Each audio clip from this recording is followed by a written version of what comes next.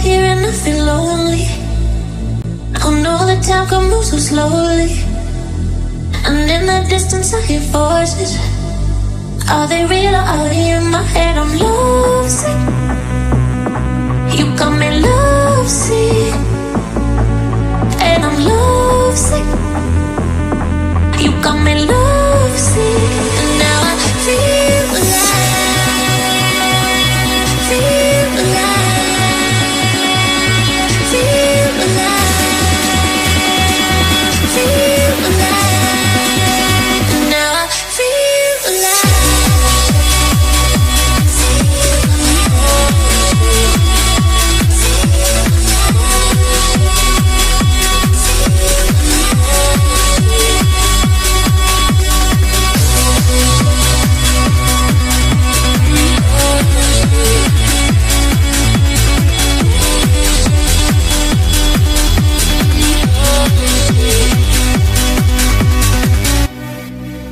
So many times they try to change me, and every time it drives me crazy.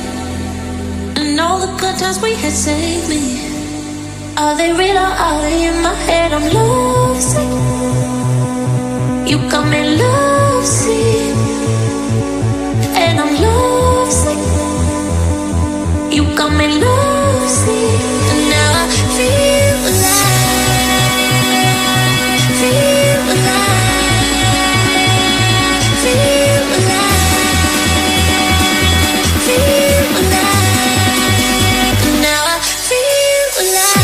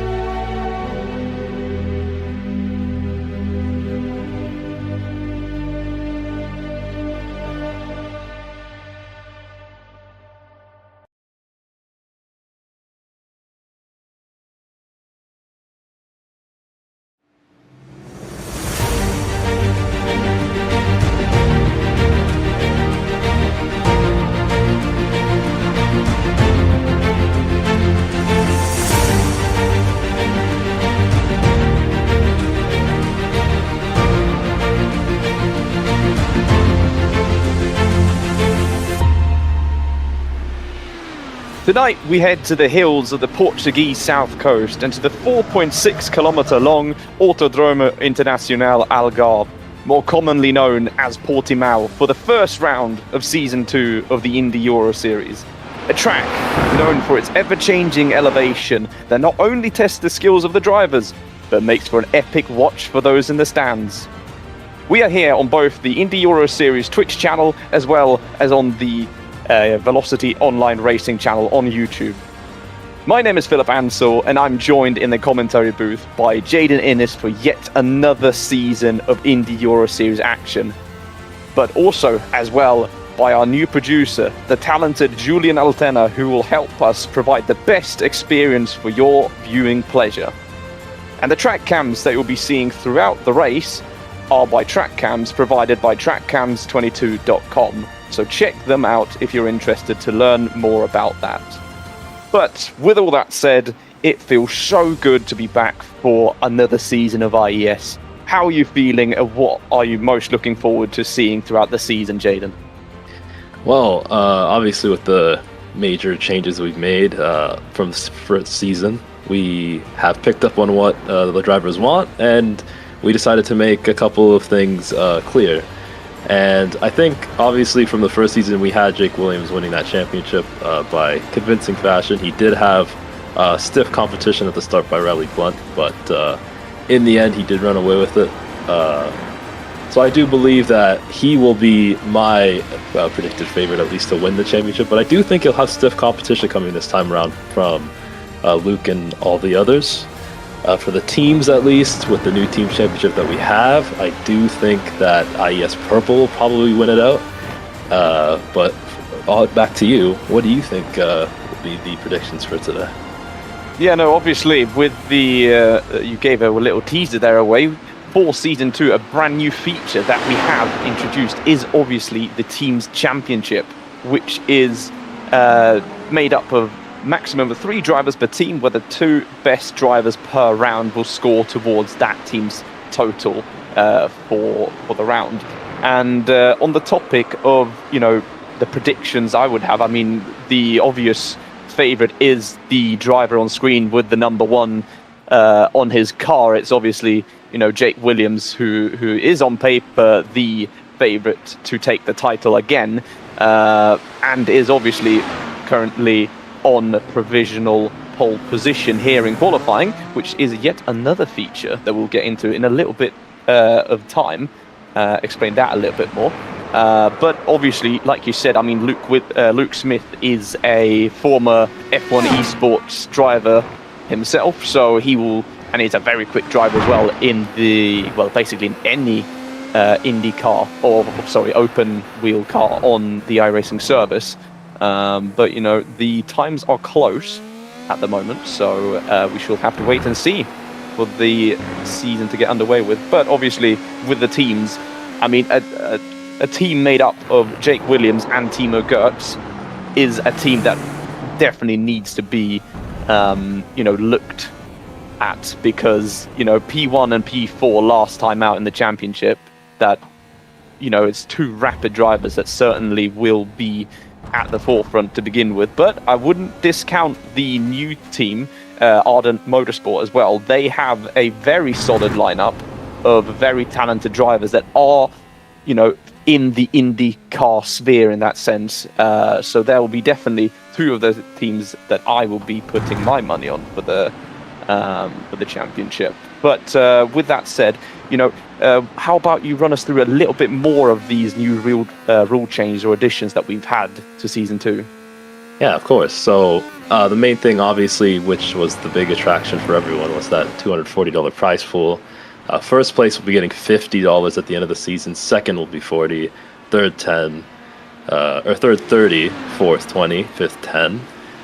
As you said, the team's championship also is now in effect, and that's going to be based on the top 2 drivers of each race for each team.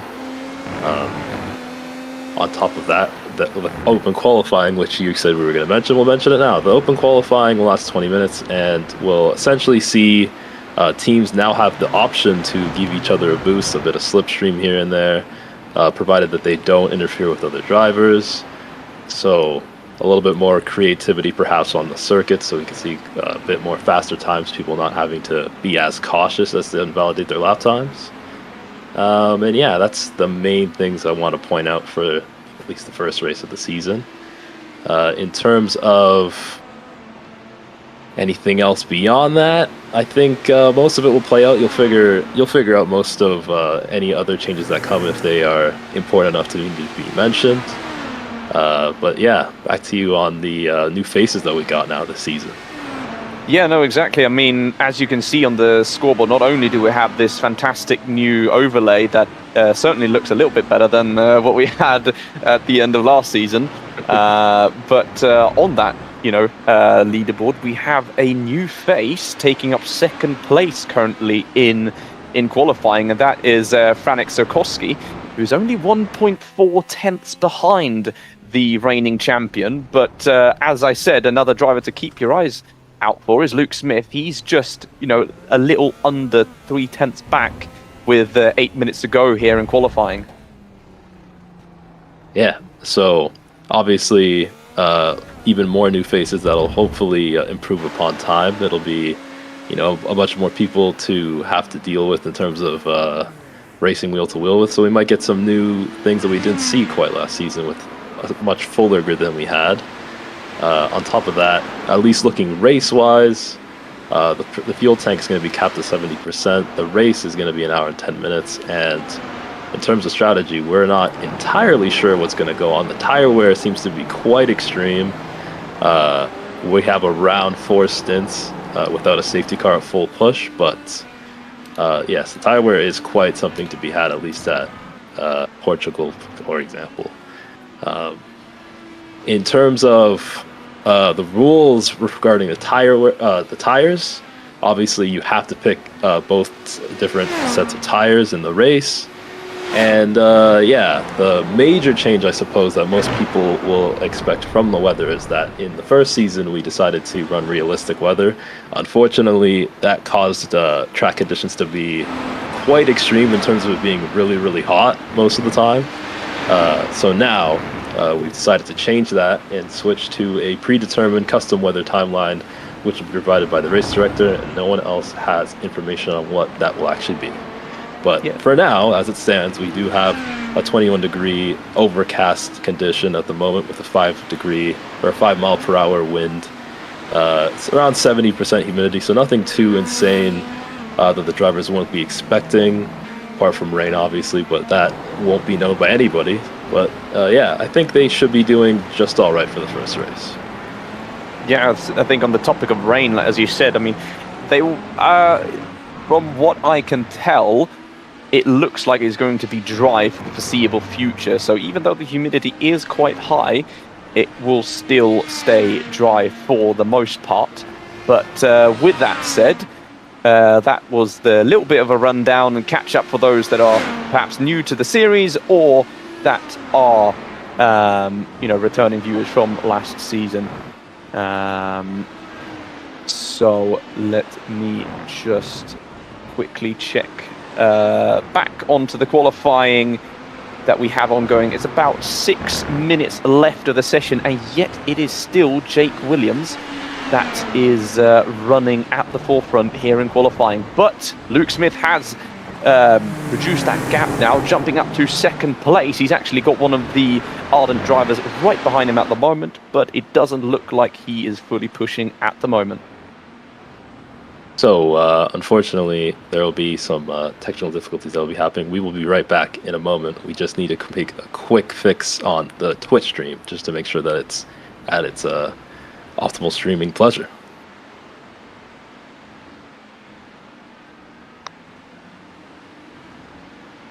Yeah, well done. I was I was trying to read that at the same time, but yeah.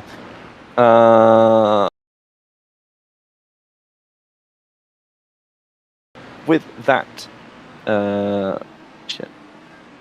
Okay.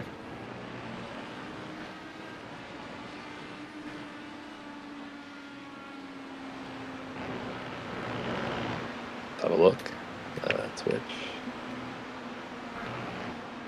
Right then, Yeah, so we're back again after that short little delay.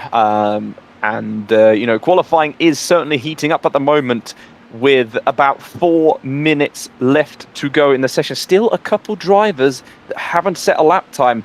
Both of them being Timo van Haften and one of the drivers that could be a dark horse in this championship, Reese Willis, yet to put a competitive lap time on the board. But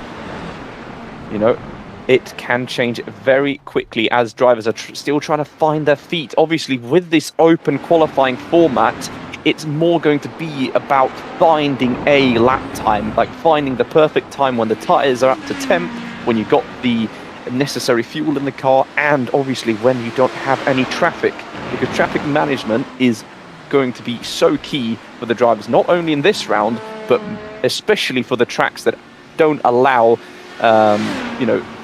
passing and letting go as easily. But two drivers that we see also returning to the grid after previous suspensions is Alexander Strobel and Isaac Fairweather in 5th and 6th. So it's good to see that they are back on the grid and back on pace as well. So this is certainly going to be a very exciting race ahead of us, I think, if things stay the way they are at the moment. Yeah, I think obviously nothing new with Williams being there at the front, but it is much closer than it was before. And as someone who has had to deal with being far off the pace in the past, it doesn't seem to be a huge factor this time around. Obviously, there will be a fight at the front, hopefully, even up from the very first lap. So it'll give the people in the middle a chance to actually fight with those at the front. Oh, absolutely. I mean, you see the top three now within 0.2 of a second. The charging pack is not that far behind. And with the fact that the race is way longer now than we had in season 1 due to requests obviously by the drivers and obviously by us in the team, we decided that that is the best way to bring the optimal driving and viewing experience as well, because the more racing the better, and it's great that we've found a compromise between what the drivers want and also what everyone else wants, as Ewan Langley goes up to 10th position with a 27.6. So again, the top 11 all within a second. Yeah, and I think another part of that, obviously not the biggest part in the world, but something to definitely take a notice at was with iRacing having their incident there last week that we couldn't start where we wanted to. It's given the drivers a whole nother week to practice, so it'll definitely get more. You'll have a little bit more performance that you could have gotten over that span of the week if you did practice. So it's not incredibly surprising that it'll be a little bit closer this time round.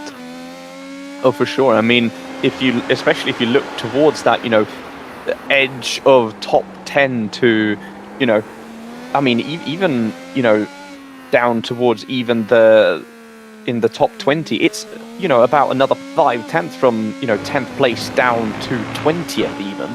So that just shows how competitive this field is, and will probably be even more throughout the season, as Kay Boutsman, a driver that I was going to say was a bit of an underperformer in this qualifying session so far, jumps up into 7th. Obviously, 2nd place in the championship last time out, but Jake Williams goes even quicker now and extends his advantage at the top of the scoreboard. I'd like to see.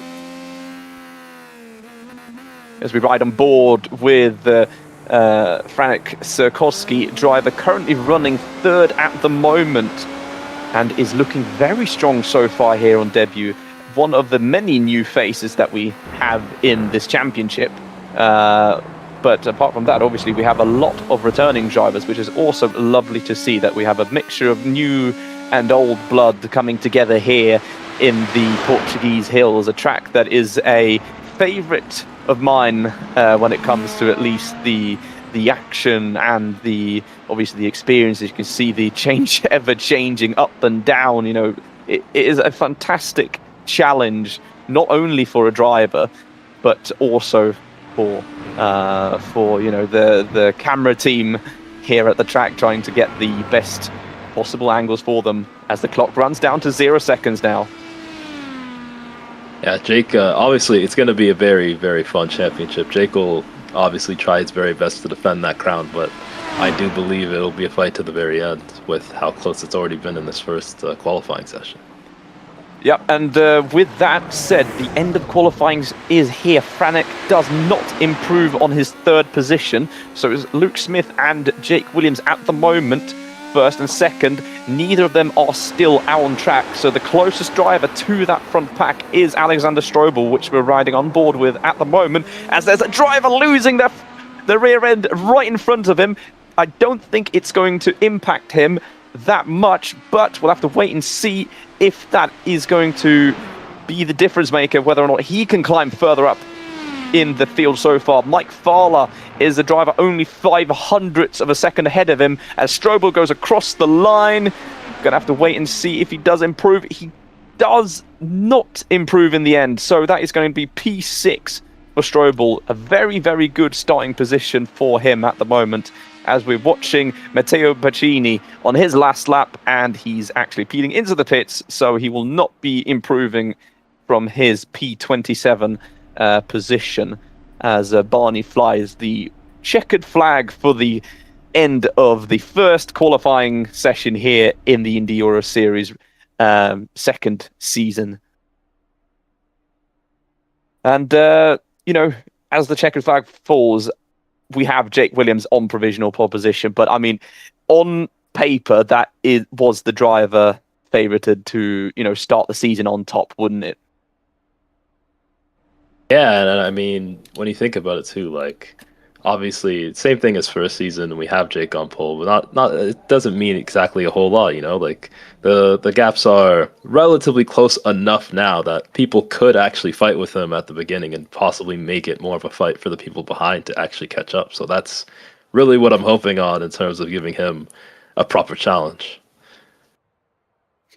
Oh, for sure. And I mean, with the even longer races that we have now, there is way more strategy involved in the race. Obviously, with a 1 hour and 10-minute race instead of a 45-minute race that we normally had with a Grand Prix format. And with the limited data that we had as well before the race, the drivers are, obviously mandated by the rules to run both the primaries and the alternates. And from what we've seen, the alternates do wear very, very hard at this track. Obviously, it has a lot of high-speed corners, especially, the high-speed right-handers that are going to wear a lot on that left-hand side of the car.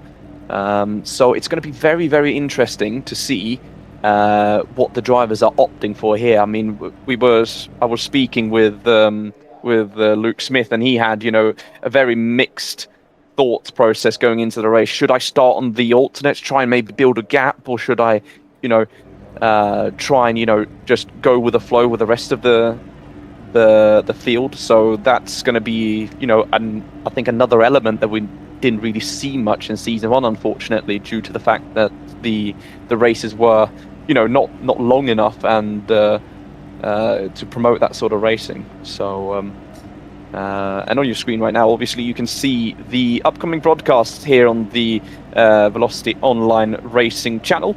So feel free to make some notes for that, and obviously don't forget to tune in a week's time, as we'll be heading to the where does Mugello? I think it's in the central part of Italy anyway, for round 2 of the Indy Euro Series at Mugello.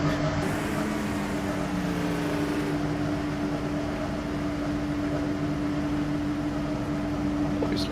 So with that said, let's go for a quick little rundown of your starting grid here for round 1. It's Jake Williams, obviously, on pole position with Luke Smith alongside him. Though you'll have to keep your eyes peeled on them too. They're going to be fighting it out for the win.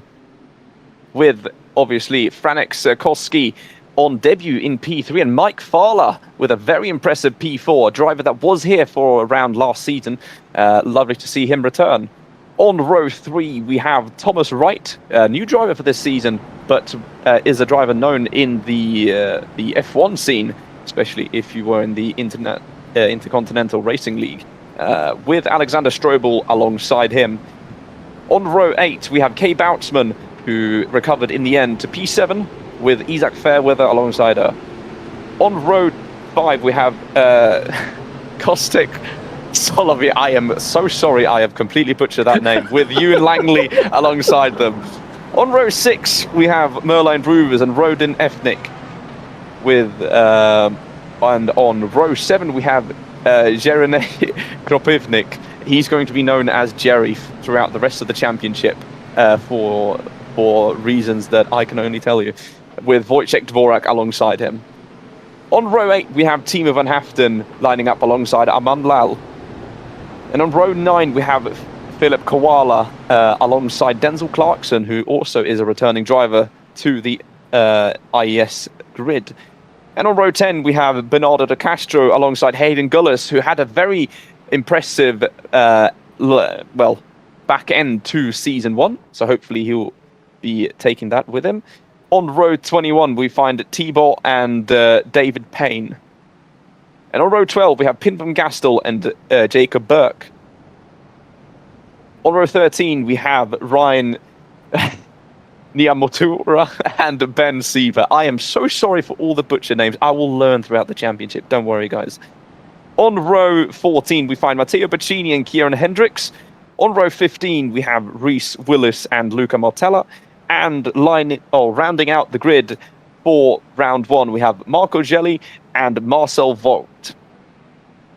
With only a couple names butchered, I think I would get somewhat of a passing grade, wouldn't you say? Yeah, I mean, it's great that we have so many drivers now. Like the rundown is so long. I could write a paragraph about each one by the time you're done. But yeah, it's gonna be interesting, at least for the beginning. It's mostly just to see if Jake could be challenged at the start, or if he'll drive away with it as usual. Yeah, I mean, with you said, I mean, interesting. We've said that so many times now, but the tire strategy is actually extremely interesting to watch here on the live timing. I mean, we have Jake Williams and Luke Smith both on the alternates, but Franek in P3 is on those primaries, as well as Thomas Wright in 5th position. So, you know, it's a right mixture of tire compound choice here in the midfield. Obviously, they only have one lap of formation lap to get those tyres up to temperature, but I don't think they want to run those alternates any longer. But with that said, the wait is over. The safety car has now taken control over the field and is peeling into the pits for the first time this season in the Indy Euro Series, as Jake Williams will take control and will start off the season leading his way onto the main straight.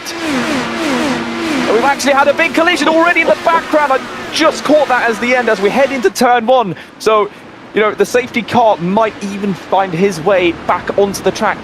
But at the moment, it's still Jake Williams leading the way from Luke Smith. At the moment, it's actually Kieran Hendricks and Marco Gelli, the two drivers that already have picked up a meatball flag and will probably be heading straight back into the pits, unfortunately.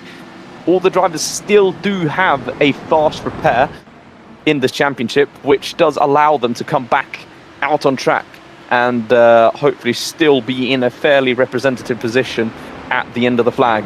But still, though, we see a little bit of a gap now already starting to form between the drivers on the alternate tyres compared to the primaries. It's falling back just slightly, though. Yeah, I think obviously with the incident we've had at the start, it's going to be very close. Well, they seem like they actually are going to be challenging Jake Williams this time around. The strategy is obviously going to be a major factor now with how much tire wear we're talking about all this time. But yeah, the start was actually not too shabby in comparison to the first season. We'll take that.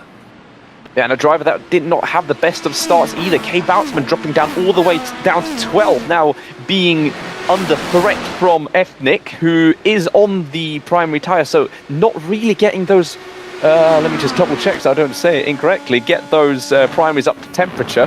The biggest lose in terms of positions anyway on the first lap, but still though, it is Jake Williams leading the way, but he's got very, you know, close company already by Luke Smith right behind him.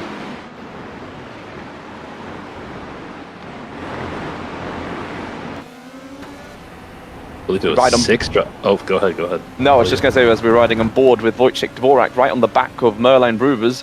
So, again, those alternates, as he goes for the move down the inside, looked a bit hesitant there. Wasn't maybe expecting to have the room he got there from Ruvers, but I think he got a bit checked up on the back of Solovey. 6 drivers out so far, I believe. Not quite out, but yeah, that was a big incident back there. I wonder what was going on back there with the start. And we'll get some views on that later on in the race, I'm sure of.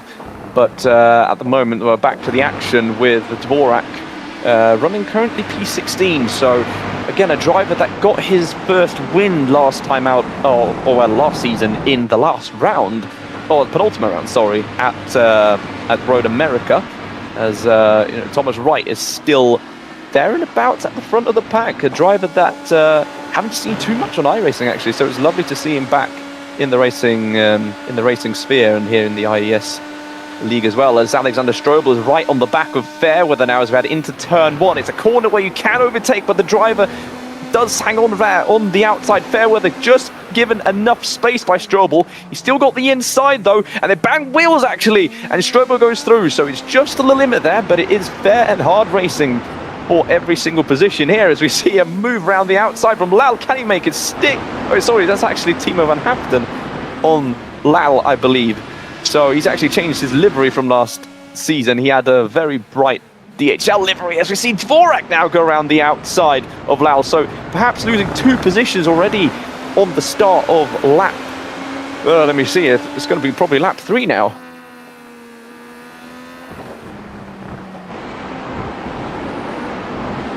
.349.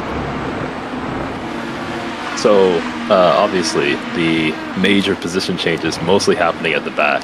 Marcel Vogt obviously gaining 7, Bikini also earning 7. David, unfortunately, he lost 8 positions, but I believe he may be out now. Actually, he's still running 7 positions down. He's in 24th now. But yeah, that race start was definitely very confusing. It seemed like potentially it might have been somebody just braking at least reactively to someone ahead and causing a chain effect that caused everybody to just kind of crash because of that. Yeah, and with that said, I mean, we have Kieran Hendricks now stopping actually on pit exit, so I wonder if he's just letting everyone go here, but that is a very dangerous place to stop your car, especially as, you know, other drivers are coming back onto the racing track, and that's a big moment for Nick losing the rear end, but he kept the car running, thankfully. He lost the position to Boutsman already, but, you know, that's just how hard the drivers are pushing, I'll have to say. So, I mean, yeah, no, what I was going to say was, you know, it's good to see, though, that, you know, the majority of the drivers, I think everyone actually is still running. Hendricks was the driver you saw on screen stopping on pit exit. He's the last driver 2 laps down at the moment, but obviously there is still the possibility of a safety car. In the new regulations that we have now, there can be a maximum of 3 safety cars deployed. That doesn't mean it's going to be deployed 3 times, but race control can make the decision to deploy it 3 times in these Grand Prix races to, you know, back the pack up together in the case of a necessary collision. So let's go and have a little look then of what happened here on the race start. We didn't really see what happened. We're on board, or off board with Ben Sieber, and he actually gets collected by Hendricks. So Hendricks going a bit too early and, you know, rear-ending one of the new drivers on the grid. And yeah, no, it just looked like one of these Constantina effects, and a few drivers being caught out by that as well. So yeah, I mean, it's the duality of having, you know, a rolling start here compared to, you know, most Formula Series having a standing start. But yeah, no, it's just that Constantina effect, Mugello effect, if you want to call it, where, you know, the driver in front went and then you brake again. But Sieber is still back on track, running P27 at the moment. Yeah, I mean, if the chaos has already begun, I suppose it'll only get more interesting once the tire wear kicks in. Not much going on in terms of positions being changed at a rapid rate anymore. Obviously, a couple of packs are to be had, but Jake seems to have a pretty decent gap now, holding it up to 6/10 now. But yeah, it'll be interesting to see once the tires flip. Obviously, every driver has to pick each compound at least once. So with the front 3 taking their strategy, and then obviously Sikorsky and Wright picking the alternate strategy, it'll be interesting to see how their pace ends up later on. Oh, for sure. I mean, at the moment, it's a bit of like cat and mouse. Like, how much do I want to push? How much do I need to save? Because the alternates still need to last quite a distance. They have a fixed fuel tank as well that they have to start with during every race. So regardless whether or not, you know, the alternates on pure pace can last the distance, it's whether or not the drivers are technically forced to just accept the fact that, hey, I'm going to be slower this stint, but I need to make it to this point, because otherwise I'm going to have to make another pit stop. And, you know, that's certainly in my eyes, if I can get away with, you know, being just, you know, hurting my ego a little bit, being a few seconds slower, but, you know, perhaps gaining 20 seconds in the long run, then, you know, it's certainly worth it in the end. So no, for sure, it's, you know, it's going to be very interesting to see how that plans out. But, you know, Sikorsky, he is still, you know, in the draft of Dallara in 3rd place. We see a lockup now in the right in front of you. Langley, that's Strobel going round. There's another driver going slowly off the track. So Strobel now careful on the rejoin. It looked worse than it was. So thankfully he rejoins safely, but those alternates are going to be extremely cooked now as he tries to hold on to the position ahead of K. Boutsman. Round the outside of the last corner, Boutsman has the grip on the inside there, so that's how quickly it can flip. And right in front of Batsman is Strobel's teammate, who gets out the way for the blue flag, so very well done there. So, but yeah, that's how quickly it can go. And let's just have a quick look again at what happened. Strobel, so yeah, no, just went a little wide there. It's a very tricky corner as well, that one, because, you know, the braking point is so hard to see, and then obviously you're braking on the curb while turning. If you've got a little bit too much wear on those rear tyres, you know, it can go so quickly off balance. But on the attack straight away is Strobel down the inside. Batsman, can she defend though? Has the outside line, but it will turn to the inside. Batsman thinks the long term and stays behind Strobel for the moment.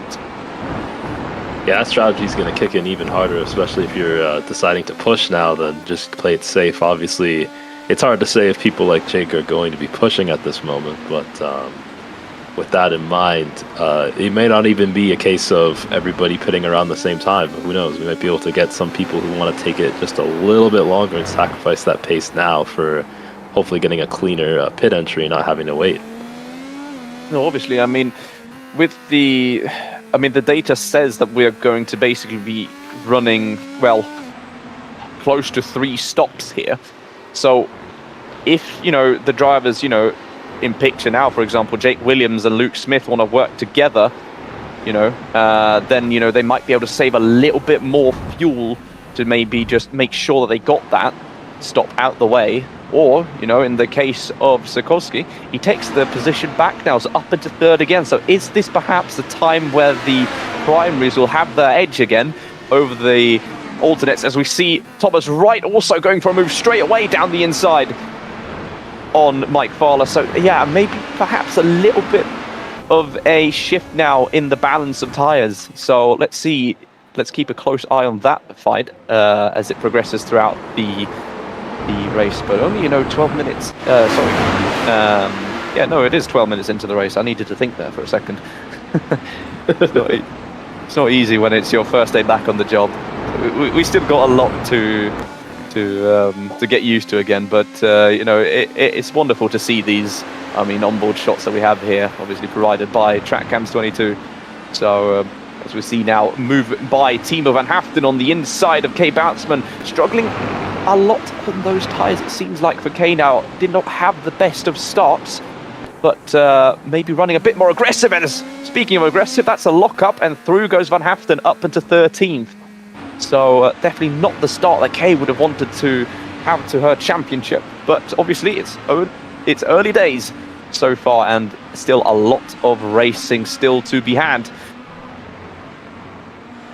Just having a look at the pace so far, at least for the differing strategies, it seems that Jake is still just holding on just ever so slightly.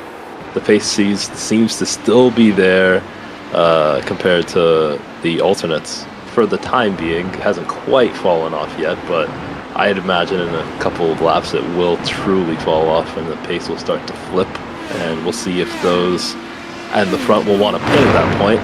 Hopefully not at the same time, so they don't hold each other up.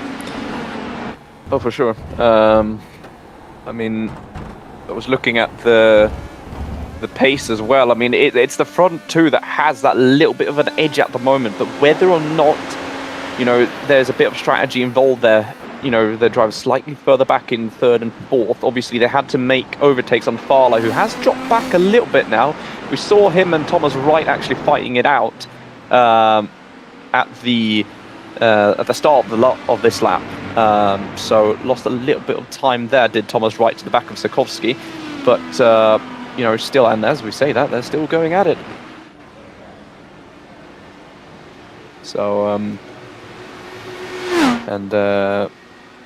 yeah, but I mean, still though, the gaps are staying more or less the same. You know, it's, you know, the front two running 27.7, 27.9 for Luke Smith, then it's 28.4 to Sikorsky in 3rd. So it seems like, you know, the alternate still has that little bit of an edge still over the harder compound of tyres. Fairweather is being heavily guarded by Langley. Question is, can he get the move? He's got the run on the back straight, and he looks to have it done as we head into the hairpin braking zone. Can Fairweather get the move back, though, for the Coupe de Motorsport pink entry?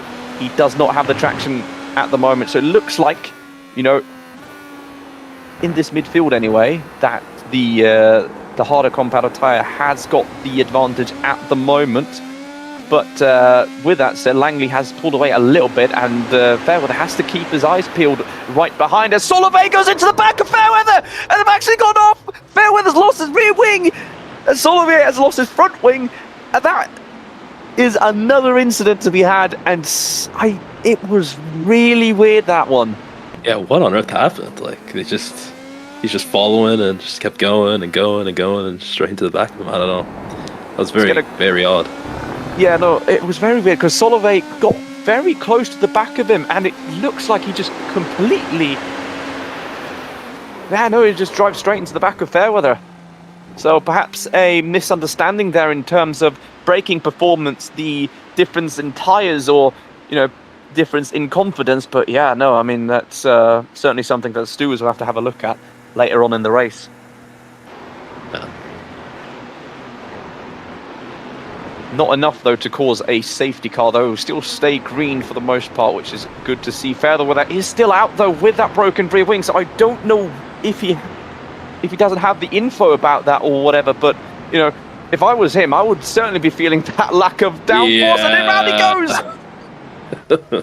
So, it has gone from hero to zero for Fairweather, I'm afraid, with that damage, and, you know, that is a car that needs to go into the pits as soon as possible, and hopefully in the meantime, you know, no driver gets involved in that, because that could certainly cause a big incident, as the battle for fifth continues now, as Fowler is dropping down further into the field now. This seems like his alternates are certainly falling off a cliff at the moment,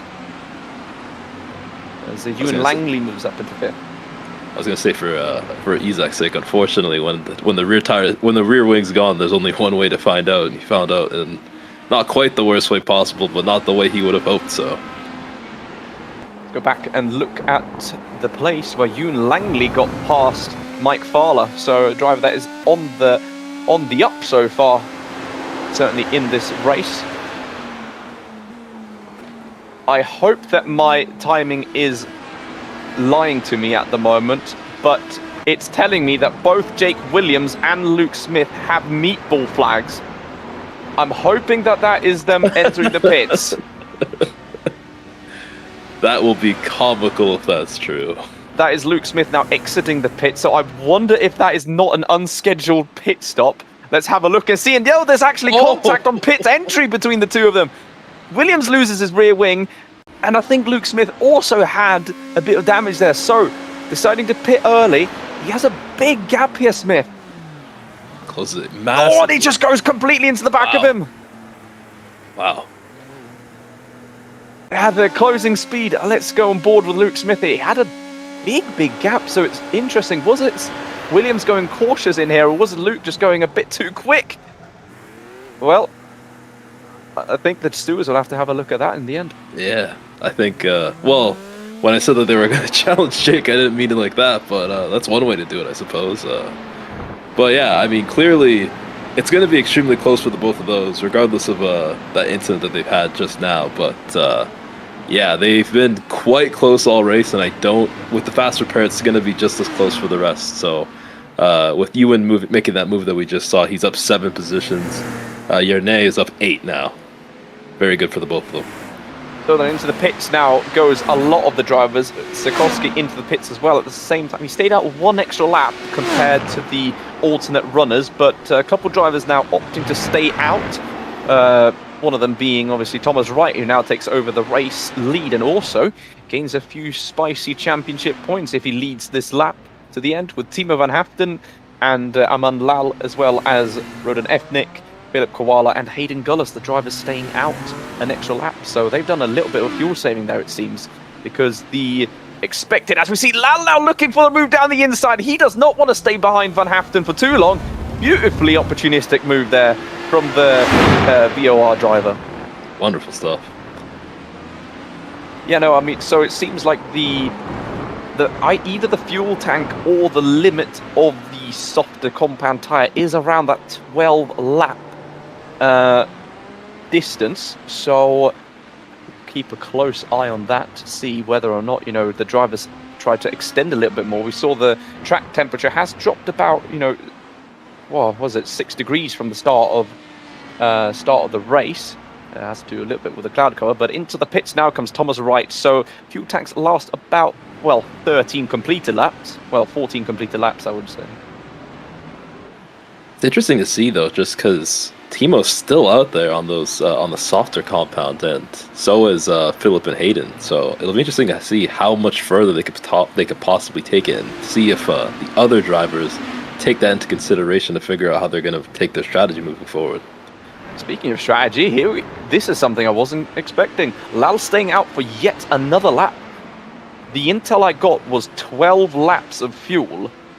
So how much fuel has Lal saved, and how much is this going to actually play into his cards towards the end of the stint? Gonna have a clean entry, that's for sure. But he does have traffic on, right in front of him, actually. I think that's a slower car lower down in the field. So, and I mean, Jaeden Gullis is also staying out on those softer compound tyre. Wow. I mean, judging by the data, it's still about 7/10 distance, difference between Lal and Gullis. So, obviously, this will mean that these two at the front can take way less fuel later on in the race compared to some of their competitors that decided to box early. Another thing that we saw with the contact into the pits is that I believe Luke Smith and no, actually, it's the data that is trolling me. Jake Williams is still in front of Luke Smith. If things stay the way that they are at the moment, but I would be expecting to see Lal now jumping into the pits. Yes, he does at the end of his 14th lap. So another 2 laps ahead of the leaders. So again, this is certainly going to be playing a big part in his races. Into the pits as well goes Jaeden Gullis to finally get off those red ring tires. But taking the lead of the race is going to be Sikorsky, making the most out of this. The incident that we saw earlier between Luke Smith and Jake Williams. So how much has that cost the 2 title favourites? We'll wait and see.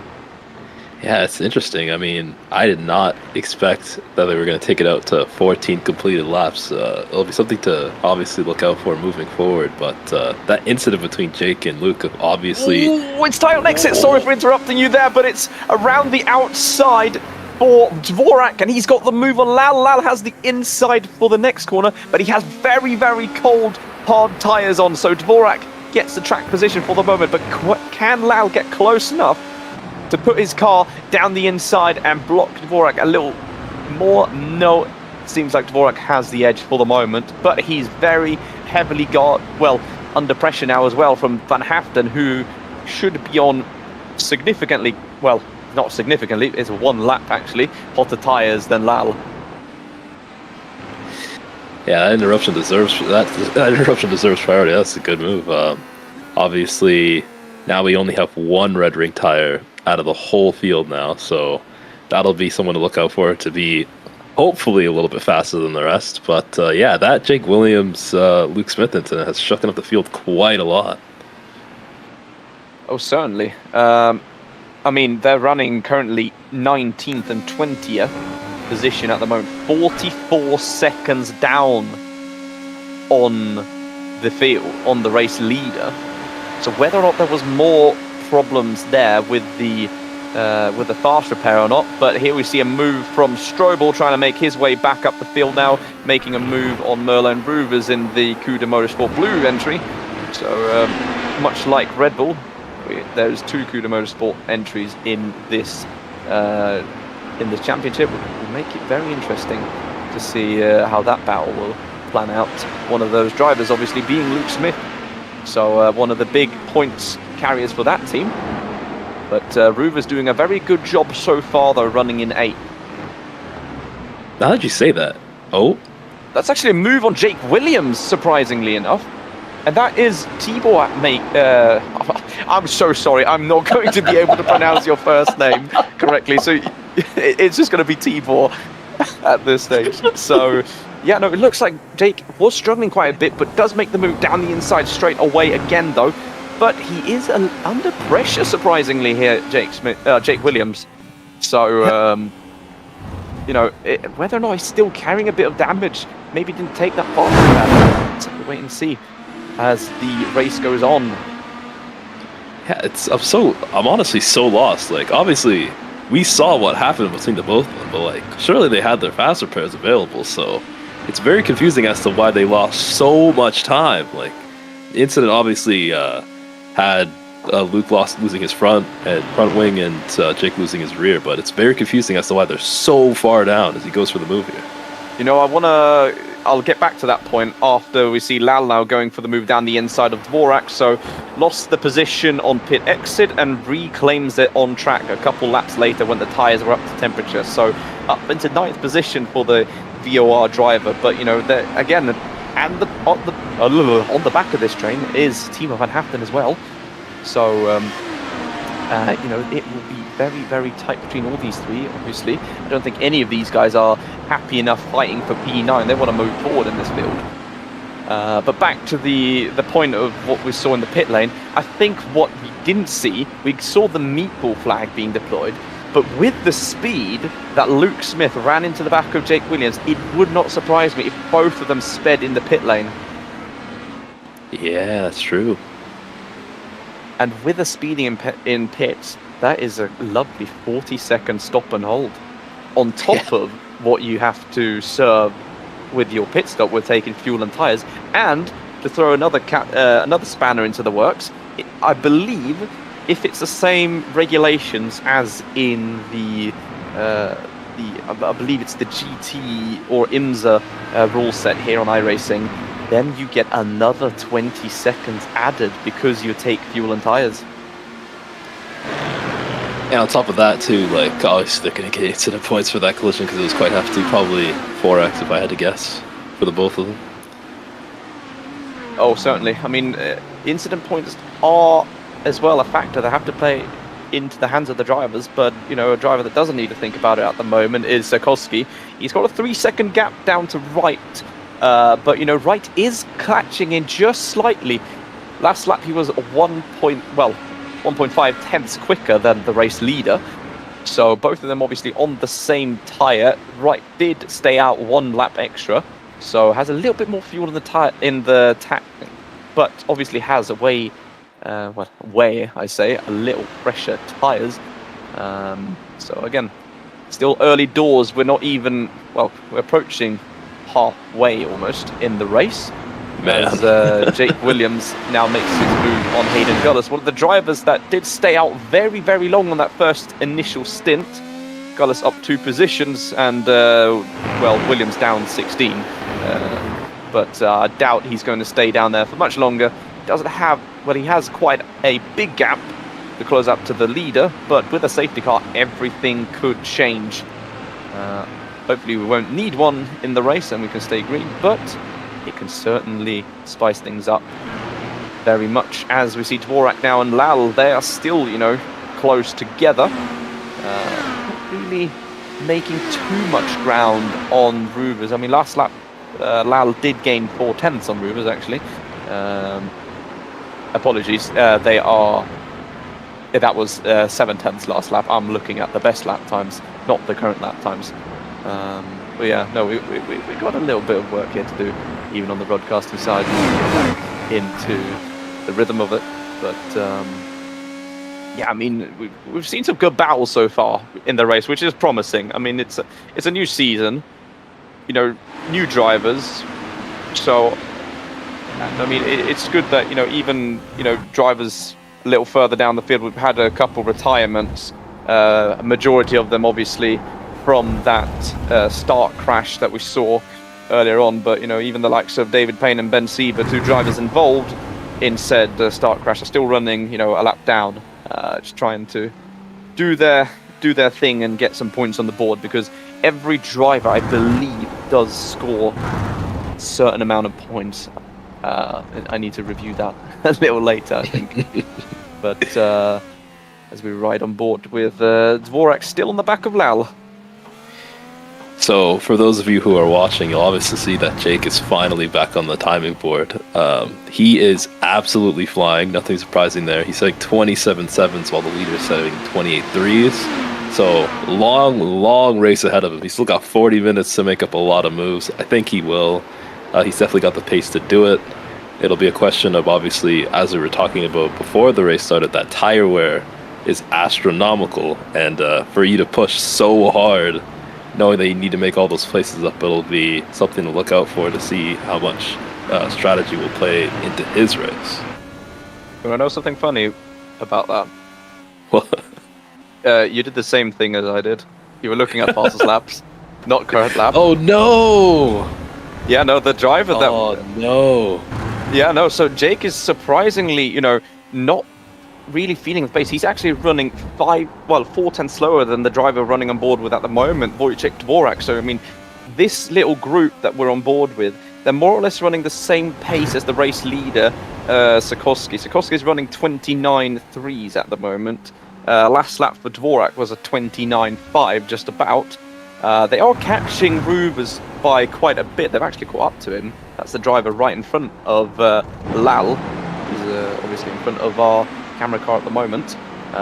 It's just the slightly struggling Cuda Motorsport blue entry of Rubers. So whether or not he has pushed his, well, obviously he is 3 laps longer into his stint than Lal behind, so has a bit more tyre wear running on his car obviously at the moment, but currently losing about 7 tenths a lap to the charging pack behind. So I doubt the 3 quite informed drivers behind them is going to stay there much longer.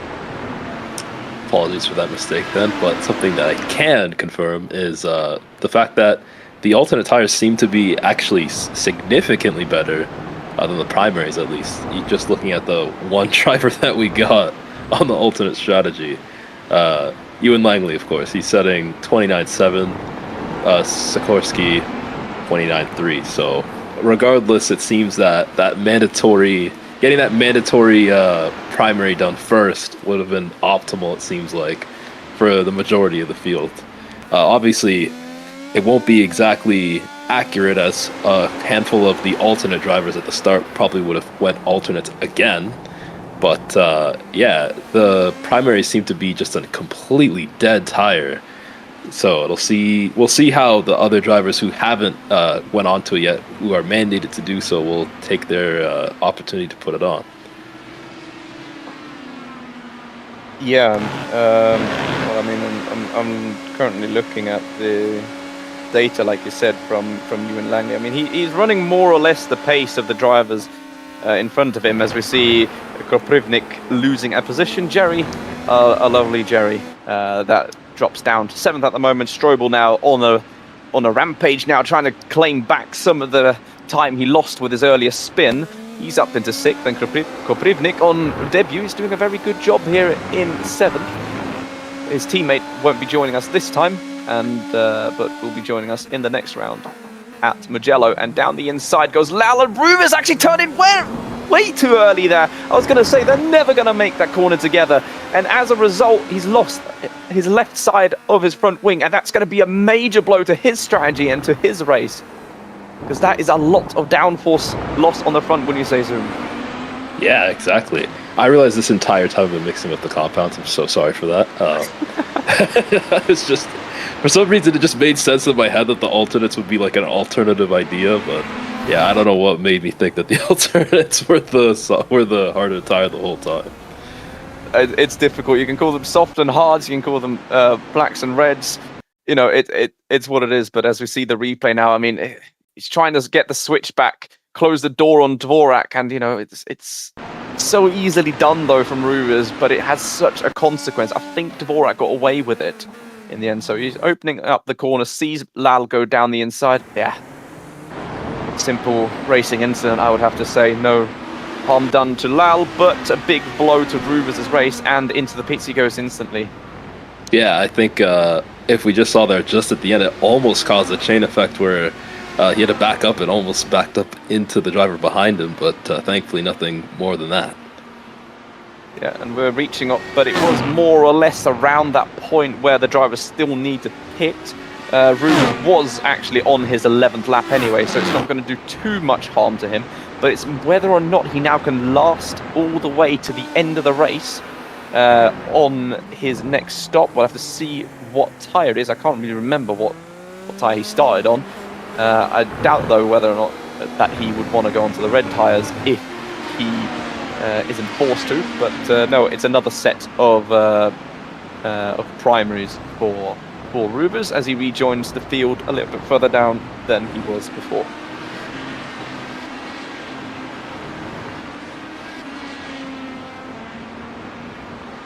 Still a very consistent pace at the front of the pack. I mean, Sikorsky is nearing the end of his second stint here, as we have basically, actually reached exactly the halfway point here of round one of IES, of the first race here in IES. Oh my god, my head is spinning already. Get the rust off. Yeah, no, we've got to get the rust, get all the rust off here early on. So, and into the pits, actually that's not into the pits at all. It's Thomas Wright who needs to fix his internet, I believe, because he's giving me very much signals, very much mixed signals is what I wanted to say. So mix up the words, and into the pits now actually goes our pole sitter, Jake Williams.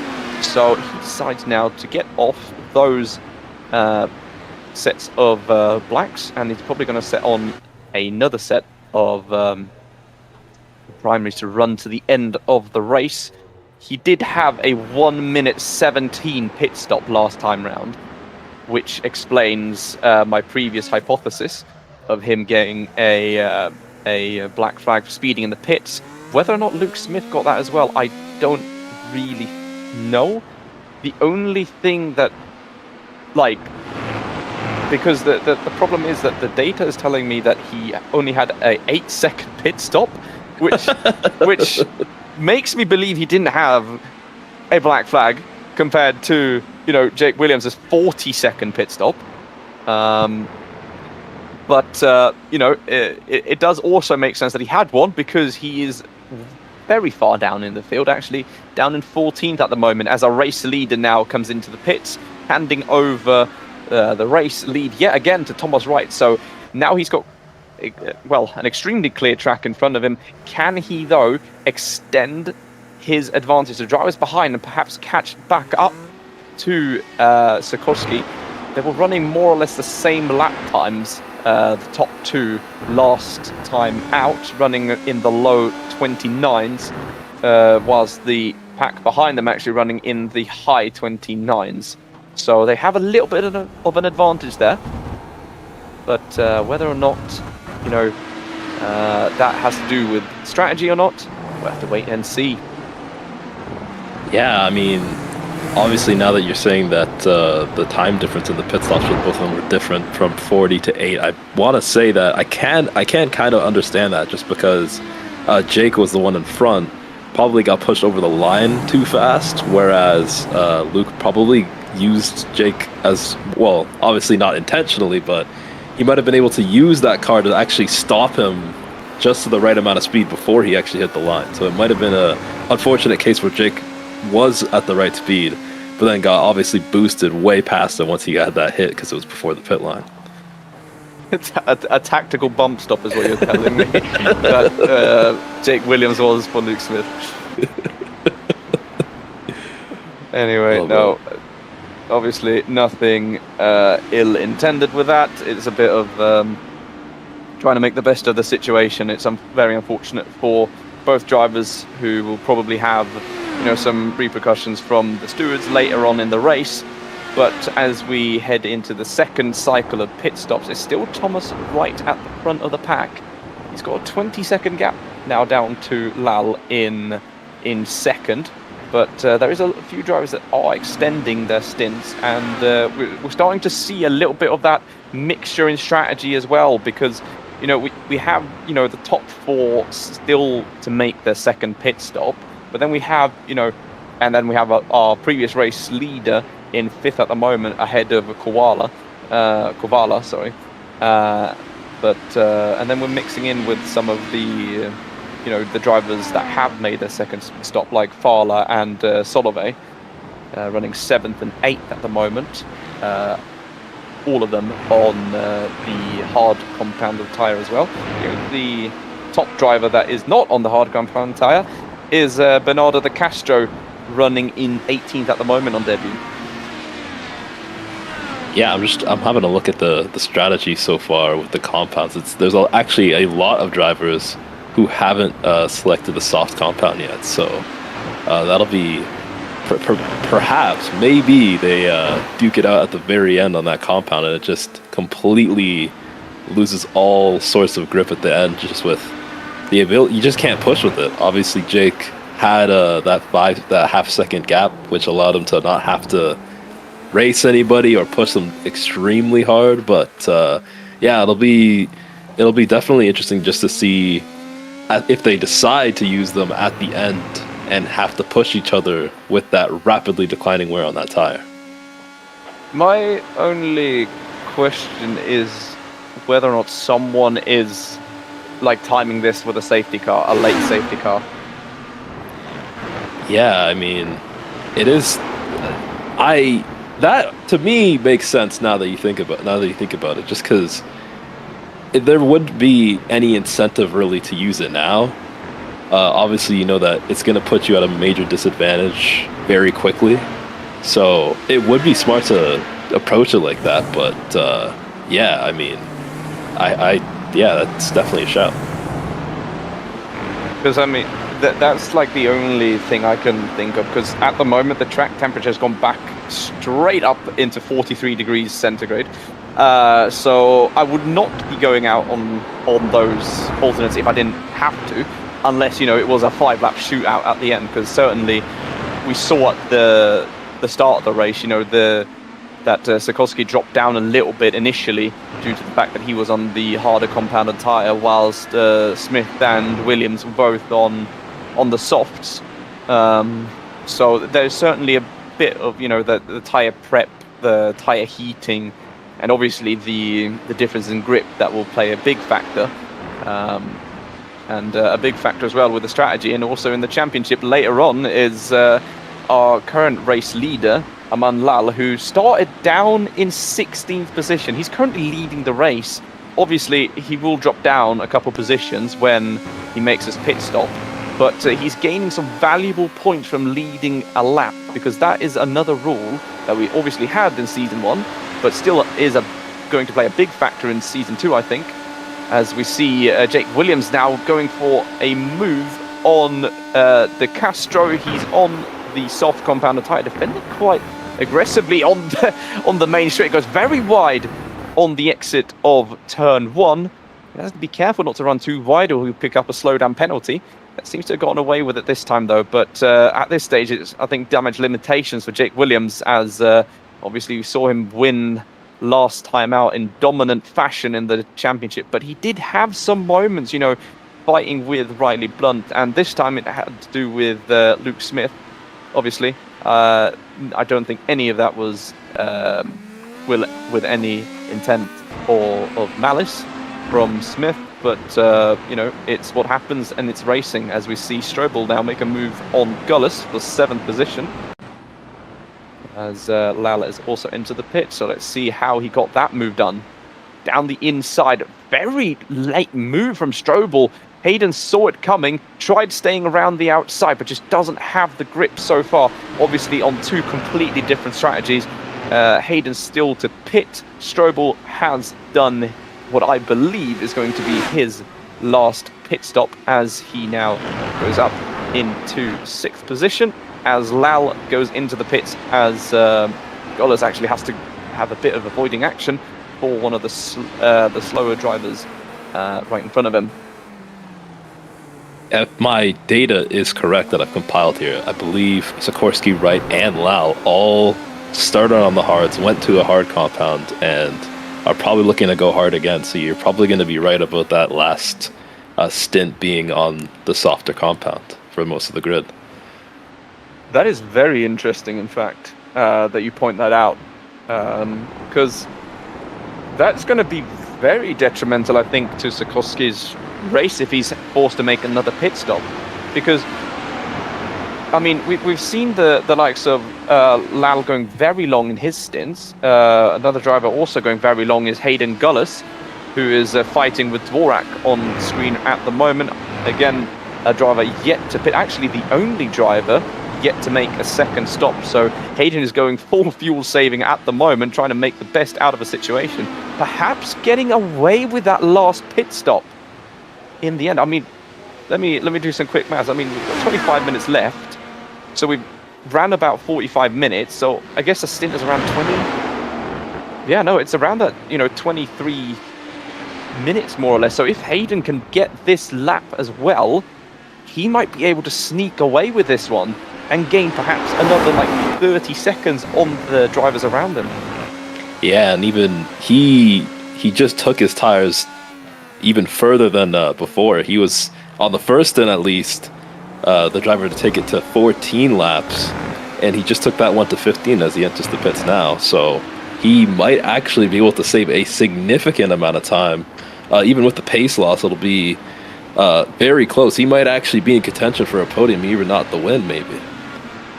I mean, he's going to exit the pits now around the 1 minute mark. Yeah, 57 seconds from the race leader.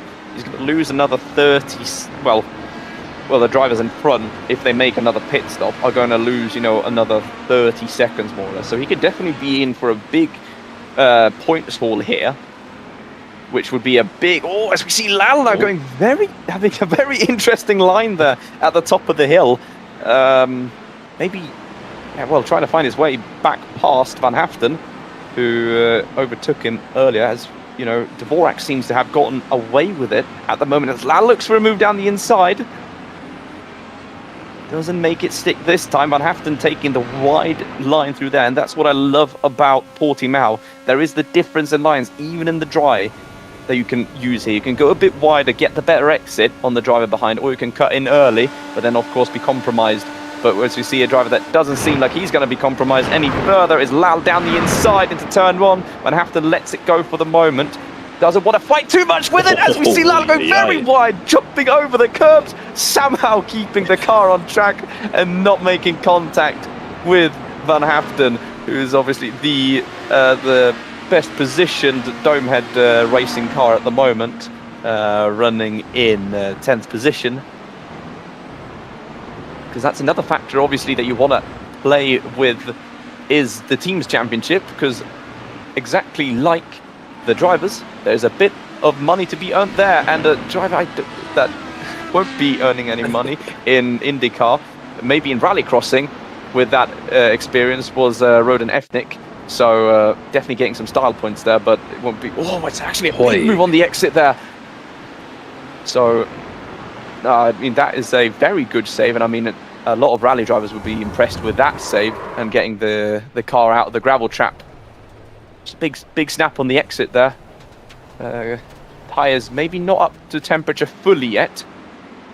It's only 4 laps into his stint, but kept the car going, and that's the main thing. So now he just has to get back into the rhythm, try and claw back a little bit of that time that he lost with that excursion.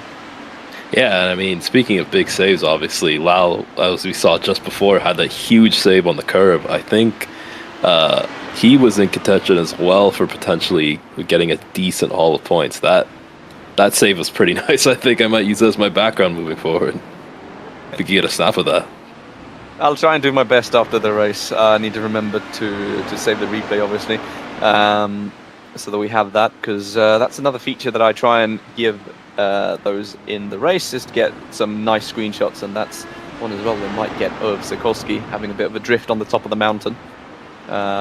Still holding that gap pretty comfortably to right. I would have loved to known the time difference between them, but obviously Thomas's internet is giving me a bit of a headache at the moment. It keeps telling me he did a 1 second 0.5 last lap.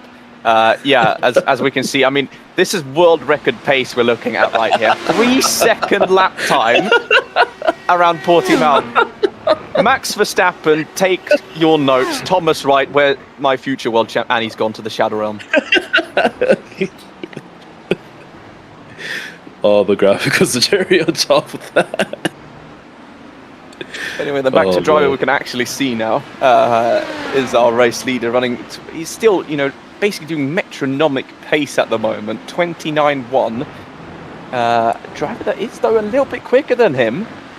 Well, actually, two drivers. I take that back. No, actually, I don't take that back. It's Kostek Solove in P4 at the moment on debut. 29.0 last lap, and also Wojciech Dvorak is on pace as well. He did a 129.1 before this lap, doing a 130.1. So having a bit of a moment there, perhaps, as he looks to defend his position in 7th from Koprivnik behind. And like I said a bit earlier in the race, this is what action you'll be looking forward to on the VOR channel. And notably here as well is the fact that round 2 is only a week's time away. So I believe we actually had the last spot being filled out on the grid, so 45 drivers. We did miss a few drivers, obviously, this round due to the fact that we had a delay.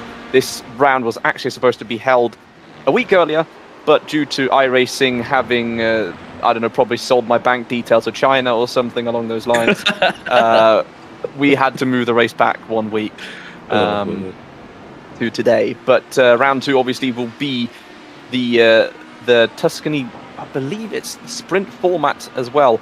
So it'll be very interesting. Mugello, a track that has, to my knowledge anyway, not had a single IndyCar race, so that's going to be a first of that, as we see Lal making his move on Koprivnik up into 8th.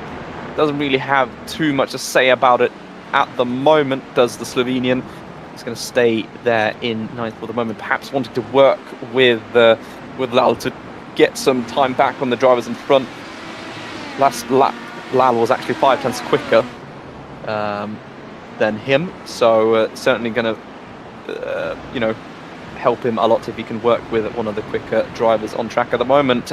Speaking of a driver that is very quick, Jake Williams running 12th currently, so he's done a very good job so far recovering from his moment earlier on in the race, running so far up, only 30 odd seconds from the race leader, but obviously anything can happen. We've still got 18 minutes left of the race. I would not discount this man from bringing something special to the board, as we saw so many times in season 1. So let's just have a quick look again of what happened earlier on in the race, obviously, with Jake Williams, to understand why he's so far down into the pits, or in the field, actually, as they were entering the pits, as he collided with Luke Smith, the two drivers running tooth to nail, and that also does explain why I think Jake had a bit of time, extra time loss there, as he got pushed over the line. And into the pits now goes Solove, who was running 4th earlier, so he did not make the 2 stops, so opting to go more aggressive perhaps, and is going to fit the soft compound tyre, the alternates, to go to the end. 17 minutes, track looks to be cooling down just a tad bit, not too much though, so still going to be a challenge for him to make those reds last to the very end, because he's almost got to do a full stint now on those reds. Meanwhile, we saw so he'll have a big boost initially, but it's going to be whether or not he can keep them in a good shape when the black ringed tyres get their advantage a little later on in the stints. The gap though to the lead has come down quite significantly now, 2.3 seconds separating Sirkowski and Wright. So we might actually have a fight on our hands for the race lead. Yeah, and I've been looking at the data again. I keep on thinking to myself, I see that best lap and I'm like, oh, Jake and Luke are so much faster. But then I look at their times now, it's all gone. Their pace is just not quite there anymore. Obviously, they're still decently on pace, but they're not even going as fast as Sikorsky. It seems that Sikorsky's just found an unbelievable amount of pace here.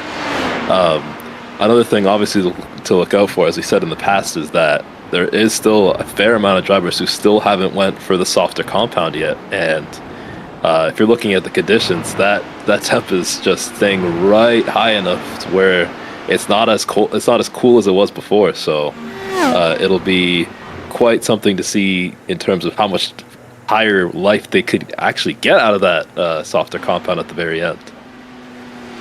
I mean, I'm trying to look at, the soft runners we have, towards the end of their stint. The Castro running in the mid-30s, so about a second off our race leader at the moment.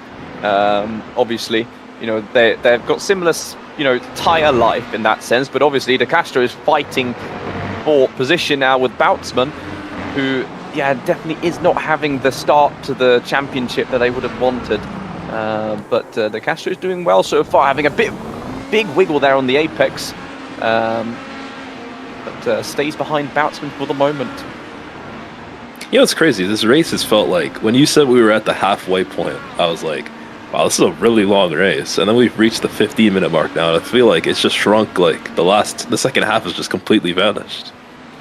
Yep, no, for sure. I mean, the action has, well, I wouldn't say died down. I mean, there's still battles going on all over the field, but we actually check with. I don't think I saw Langley, or if that was Dvorak. It was one of the two Thomas Eng cars. That was actually Dvorak. I didn't see him go up on the jacks. Oh, he did go up on the jacks in the end. He fitted the soft compound tyre. It's going to be very tight on the exit for Langley. Soloway just got ahead of him, though. But here we go, then. This is going to be another one of those very, very tight battles, I think, now. Langley on the hards, and it's Soloway on the softer compound tyre. Soloway is going to have the advantage now initially. Langley's going to have less fuel in the car. But whether or not, how much that is going to play into a factor now at the end of the race is going to be very, very, exciting to see, I would say. As we saw Luke Smith now in the pits as well.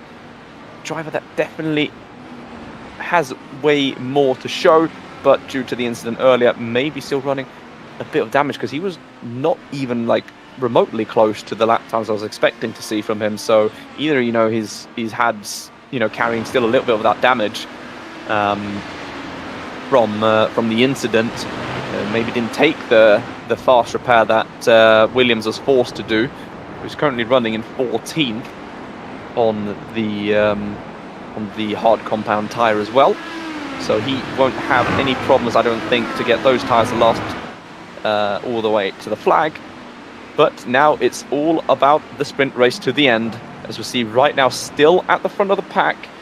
I just wish I could have told you guys what lap times he's doing, but I'm sorry, he's still lapping world record pace, a 1 second 0.4 last time round. So as we've actually had a black flag now for De Castro. So is that on pit exit? And that's very weird. No, it's actually a spin. So that is a black flag for incident limits, the first one we've seen so far in the race, and that has put a big spanner in his race. He was doing so well on debut in around the top 15, but that's how quickly it can go. On the curb, overheated the rear tyres, and then when he wanted to apply throttle again, car just goes round 2x and a black flag. So unfortunately for him, he's going to have to go into the pits again. Yeah, again with the strategy again, the Thomas Wright, Strobel, Lull, and Hafton, they're all around that 12 to 10 lap range, and obviously, as we were looking at before, Jaeden managed to get it the furthest on 15 laps on the hard compound. So they might have actually nailed the strategy, because I believe the majority of them have to go on the softs now. Obviously, the conditions have gotten only slightly worse for those tires, but they'll have the room with what little time we have left to push them as hard as they can. Hopefully, not overheating them to the point where they'll lose control of that. Yeah, no, that's a good point you bring up as well. It's not just about if the tires have the grip or not. with iRacing's physics model, it's one of the, I would say, more realistic ones out there from my own experience. And, you know, it does a very good job at, you know,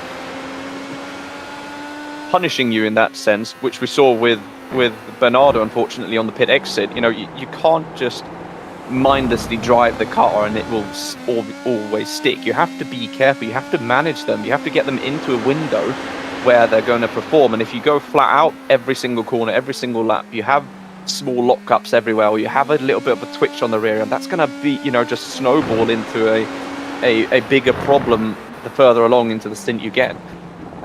So I mean, that's just, you know, something that you have to keep a very keen eye on as you know, we look a little bit further down into the field, and there's actually a black flag for Wojciech Dvorak.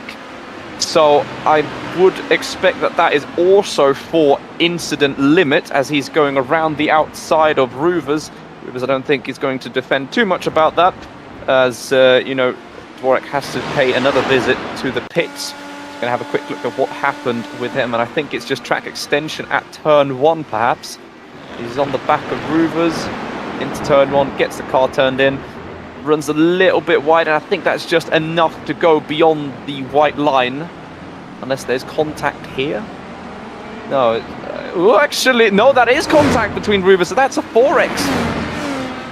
Again, a very, very weird incident that I don't really understand. Let's see if we get the onboard. Oh, Ruvers actually lost the rear end, and that is so unfortunate from Dvorak. That's actually brutal. Yeah, no, it's... Oh, I think someone had a slight wiggle also at the pit. Oh, that's Van Haften gone off! Timo Van Haften, right on the back of Lal, has gone off at turn 1. He's thankfully kept the car out the wall, but that has certainly, I mean, taken any chance that he could have had for, you know, leading at least a lap or getting some really good points. Yeah, that's on pit exit, actually. So he's just come into the pit, fitted the red compounder tyre, and just as we saw with Castro, pushing the tyres a little bit too much, and there's a big snap. Not what the leading Domehead driver would have wanted in this race, but at the front, though, it is still Sikorsky. Lal into the pits now, so it won't be a race win this time, but he still has a very good strategy, and he's fitted the red compounder tyre as well. So it could certainly be some really good points for Lal, because he doesn't need to take a lot of fuel now compared to some of his competitors. Only a 6.4 second pit stop compared to the likes of Mike Fowler, for example, running third at the moment, who had a 8.2 second pit stop. So he might have gained a little bit of time there, but it's not what he needed if he wants to win the race. But still, rejoining in 7th position is a very good spot from his 16th starting position. So, but he has to get the tyres up to temperature and not make the same mistake as we saw with De Castro and Van Haften, as that is Pim van Gastel letting Lal go through the driver. As we see Lal actually go straight on, so again pointing out the fact that we said the difficulty of getting the tyres up into temperature, and now he's going to be under pressure from Koprivnik, who is 4 laps into his stint.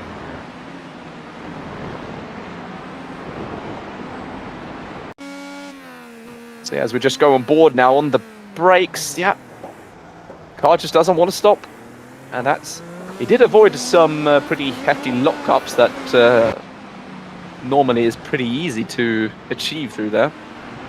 So I don't think that will do too much damage to his tyres, and now it's just a case of getting the rhythm back again and going forward yet again. And can you believe it? I think we got lap time deltas from Thomas Wright. If it's correct, I believe he sat almost the fastest lap of the race last time, a 27.8. The gap is down to 1.5 seconds now. So that is actually that is almost there. Yeah, no, it should be correct, the data. So thankfully it's now working all together. He did have a almost a second quicker pit stop as well than Sikorsky last time round, obviously helped by the fact that he pitted 2 laps later than our current race leader. So the fight is on with 6 minutes to go on the clock.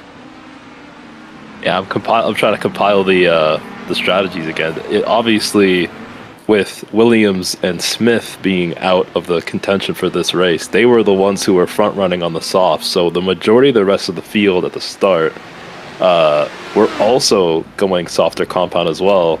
It's fortunate, obviously, that Sikorsky and Wright are right there at the front now, getting the chance to use those softer compounds. But it's definitely. It actually seems like some of the drivers might have actually used the softer compound twice, which I find quite insane. But yeah, obviously we saw with Flal there, just it's not easy to get those softer tires going, and they don't really have a very forgiving amount of traction compared to that harder compound. No, I mean, on the wording, obviously softer and harder, you'd think, the soft is, a bit nicer on you. I can tell you it's not nice. I did a couple rounds, obviously, last time out towards the end of the championship. And, it's very difficult to get the tyres up into temperature as we, ride off board with Luke Smith here, trying to recover some positions here for the Cuda Motorsport Blue team. His teammate running P10 at the moment. In P10. Well, 10th in P10. Yeah, no, that speaks for itself, really, doesn't it? So trying to get past the... I was going to say the second Domehead Racing driver. Actually, all 3 of them are running within the top 15. So Hayden Gullis' strategy seems to be working wonders at the moment. He does, unfortunately, well, he might actually be able to squeeze to the end. He's on 13 laps at the moment. Whether or not that's going to be enough in the end to make it to the flag, we'll have to wait and see.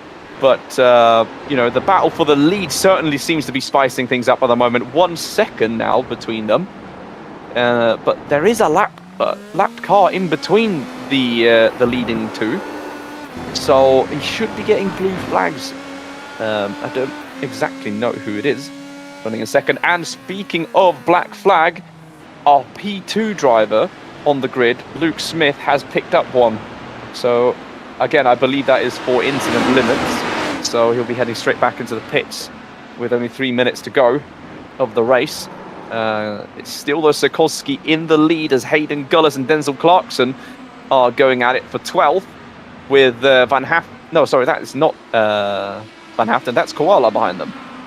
Van Haften had a very similar looking livery last season, so that is why I'm confusing them. Makes sense though, as Koala is Gullis' teammate, so he'll want to try and find his way past the very nice looking livery that Clarkson is running, as we see Gullis run very wide on the exit of turn 1. Has he picked up a slowdown penalty? Goes defensive, but just doesn't have the grip, it seems like. Goes wide on the exit. Can Clarkson get the switch back though? We hold on to the back straight. He's going to get very close to the back of Gullis on the push to pass instantly. Gullis looks to close the door, doesn't have the space to do so. Clarkson puts his nose down the inside. Has he made the apex? Oh, Gullis has had to take avoiding action. And what has that done? It's allowed Luke Smith to go past him. It says he still has a black flag to serve, so he isn't really in the fight for this position. Still wants to get it on track. He will get a 40-second penalty at the end if he doesn't take it. But here we go, the Ewan Langley versus Solovey. Hard versus soft. Around the outside goes Langley into turn 1. As he make it stuck? Just about, I would say. Both drivers running wide. And another battle that we have straight away is Lal against Strobel. A lot of weaving there from the switching left to right. Lal goes defensive. Strobel looks to put his nose down the inside. Does he have the space? Lal goes wide. Let Strobel go. Can he get the move stuck? A little bit of contact between them. Force Lal wide. But I think he's going to get away with that one. But when they're fighting this much, a driver that we thought was completely out of it, he's pulled something out of the bag yet again. Jake Williams up into 8th. He's got ahead of Koprivnik and is looking to, cement his statement of, hey, I'm still here. Man, that was a compilation of battles. Here comes another one. Oh my god, I'm trying to catch my breath here as Koala and Clarkson are going at it yet again. Van Haften has pulled away significantly from them, and Clarkson goes very defensive. Gullis has dropped back significantly from these two, though. I think he's just trying to get to the end now. He's on 15 laps of his stint, so whether or not it's 1 or 2 laps, we'll have to wait and see. But I think the battle for the lead as well is within 3/4 tenths of a second now, if the data is telling us correctly, and it is. So 1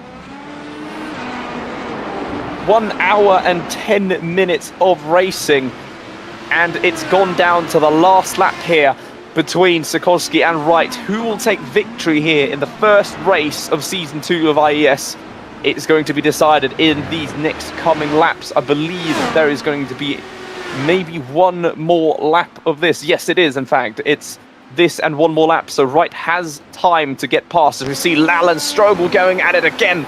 Lal trying to get his nose down the inside. Again, the difference is in compound. Probably isn't going to do too much, as there's actually been contact between the two of them. I think Strobel has lost some of his front wing, and he has done that, no, he actually has lost his front right end plate, and that, I think, unfortunately for Strobel's sake, is going to put him out of contention for 6th place. But still, if he can keep hold of 7th, that is going to be a very, very good position for him. We are actually on the final lap. We did not get the extra, so it looks like we're going to have victory in round 1 for Franek Sikorsky. He's going to take victory, and there's contact at the line.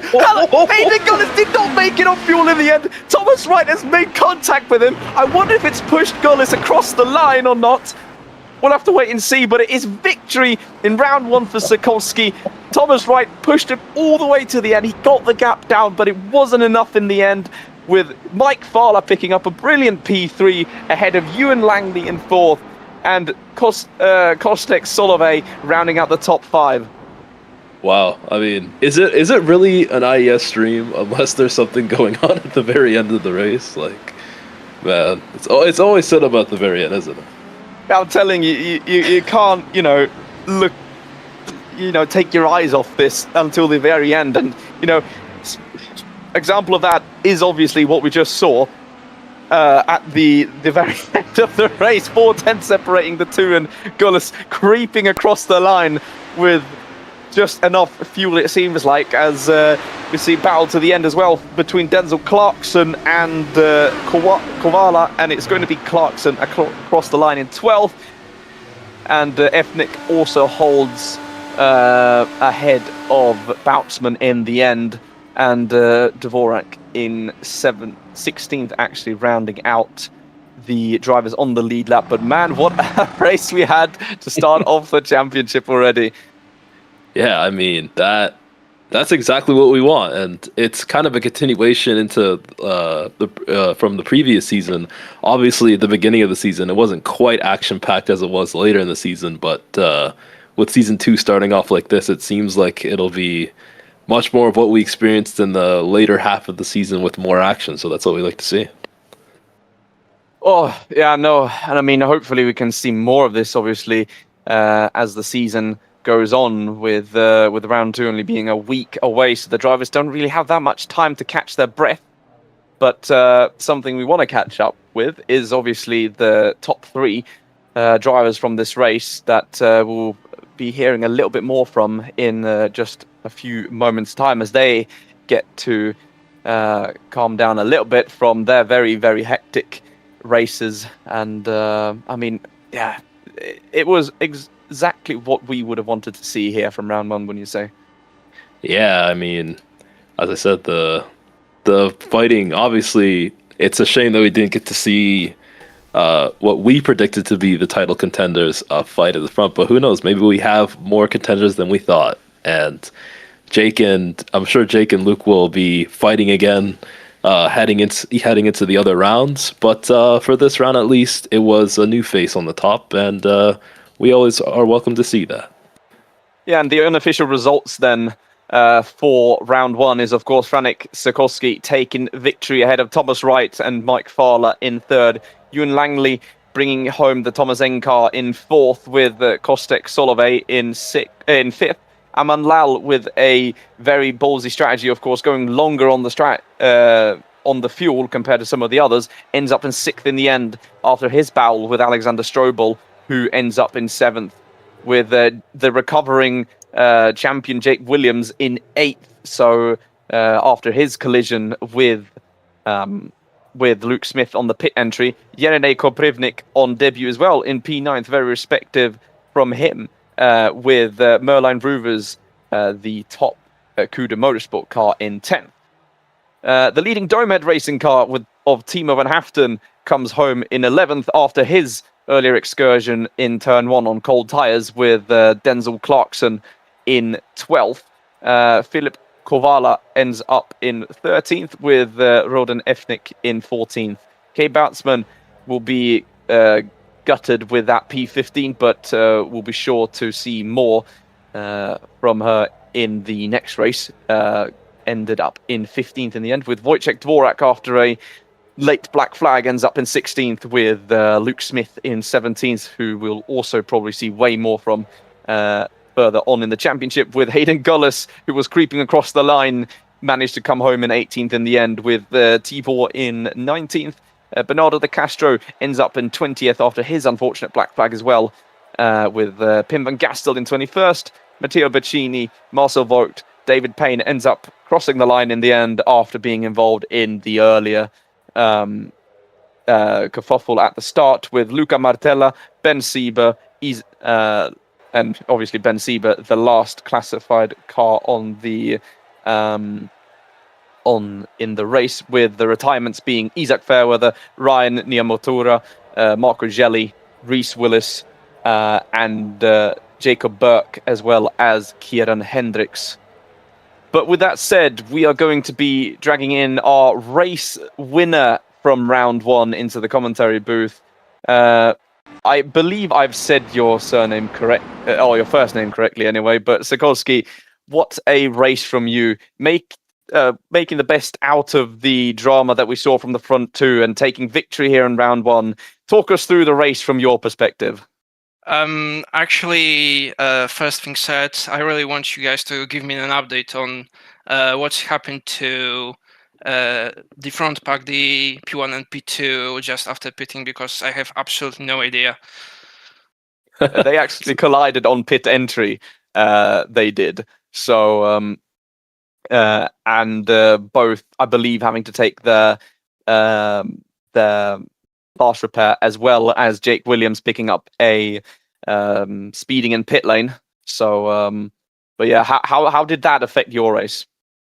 It certainly did affect my race in a very big way. To be honest, it was also down to some luck that I ended up in P1. I didn't really expect coming into this series to even qualify in P3. I think that's the first thing we should begin with, especially as it was my first ever outing with an IndyCar. So I only hope that there is only more pace to find and to come. Then a really nice battle for hot laps with Thomas. I have to say he really pushed me right to the dead end, because with me pitting 2 laps earlier than he, just before the stint of the alternate tires, I knew he's gonna have the tire wear advantage on me, so I knew he'll be gaining a lot on that last stint. But fortunately enough, I managed to save some push to pass for the last 2 laps, and fortunately enough, it was just enough to survive those last few laps. Yeah, I mean, you were talking about, not expecting to be, at the front of this race, but actually you led a total of 20. You actually led more than half of the race today, with as well picking up the fastest lap. So that's going to be more points to your tally in the end.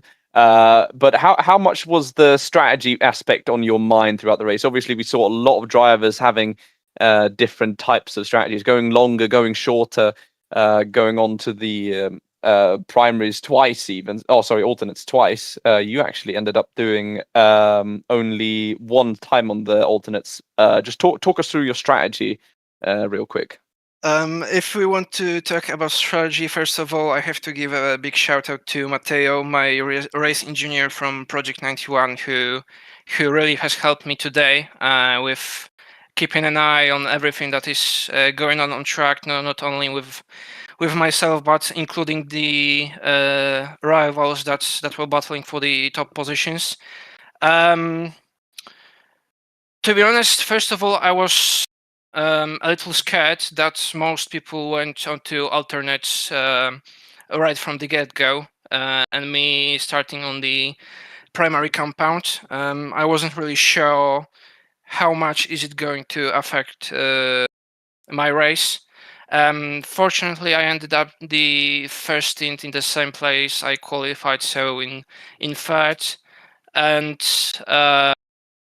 then really I knew first of all that the alternates have a very horrible warm-up phase. I was really struggling. I also nearly spun in turn 3. So that's mostly the reason I think why I chose only to go for the alternates only once. I think because of the restricted fuel tanks, I think it is possible to go more than once on the alternates, as they are still in a pretty alright shape when doing even a full stint.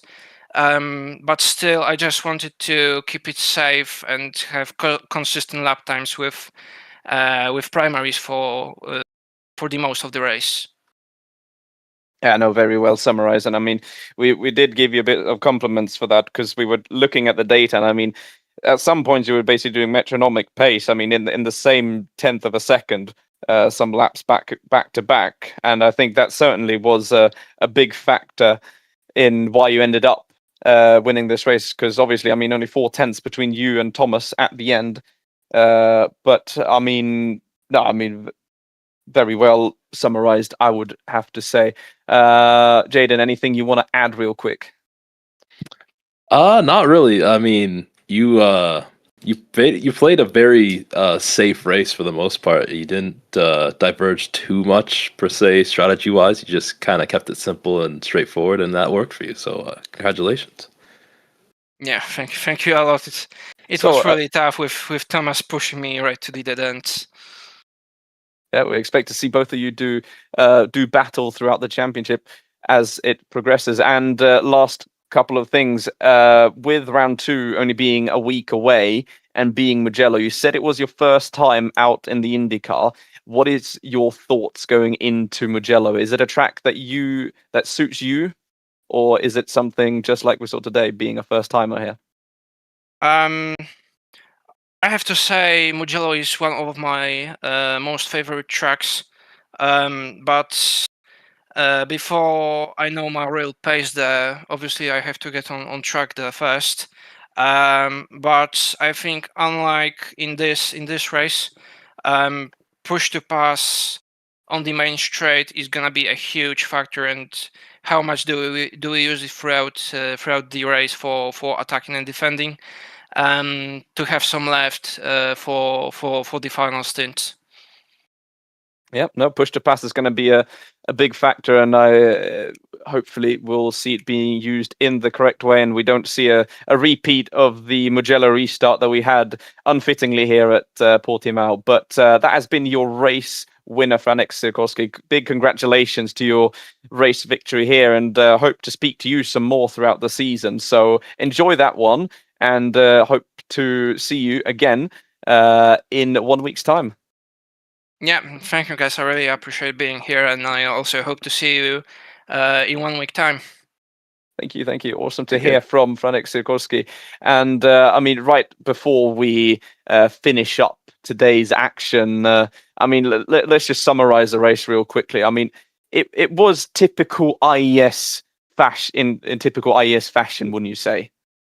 Yeah, I mean, I honestly, I'm not even joking. I'm watching the start again just for the love of it. And yeah, I mean, the strategy was just so interesting because obviously we were talking about how the tire wear was just going to be astronomical, especially on the softer compound. And yeah, you obviously expected that it could possibly be a case where everybody was trying to shove in that mandatory soft compound run at the very end, and that's what a lot of people actually ended up doing.